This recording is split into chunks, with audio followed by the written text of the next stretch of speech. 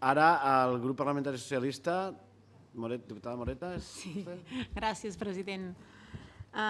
És evident que hi ha una sentència del Tribunal Superior de Justícia que dona la raó a l'empresa que vol efectuar l'activitat extractiva amb els arguments que les normes urbanístiques i les modificacions de les ordenances d'activitats del municipi d'Estaràs van ser posteriors a l'entrada de sol·licitud per part de l'empresa i que, per tant, l'administració té els seus arguments limitats.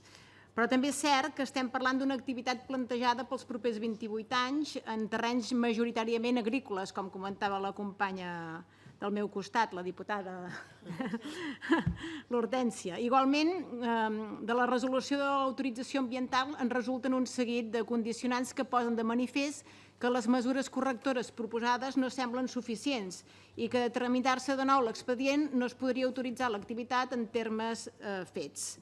Cal revisar en profunditat tots els impactes urbanístics ambientals d'aquesta activitat i, per altra banda, no volguda ni per l'Ajuntament ni pels veïns.